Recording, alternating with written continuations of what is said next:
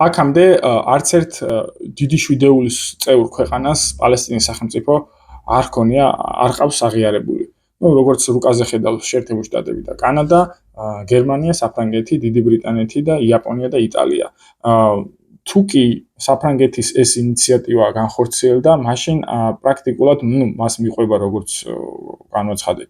სავარაუდოდ დიდი ბრიტანეთიც, იტალიაც, შეიძლება გერმანიაც, სავარაუდოდ იაპონიაც და პრაქტიკულად დიპლომატიურ იზოლაციაში აღმოჩნდება შეერთებული შტატები, არის სავარაუდოდ შეიძლება კანადამაც გაიმეორეს საფრანგეთის პოლიტიკური ქცევა და ამ შემთხვევაში დიპლომატიურ იზოლაციაში რჩებიან ისრაელი და შეერთებული შტატები ამ კუთხით და უკვე ჩვენ ნახეთ გარკვეულწილად პოლიტიკურ ზეწოლები ემანუელ მაკრონის მიმართ შეერთებული შტატების კონგრესის მხრიდან და ასევე ისრაელის ლიდერშიპიდან, კონკრეტულად ბენიამინ ნეთანიაჰუს მხრიდან და თავდაცვის მინისტრ კაცის მხრიდან.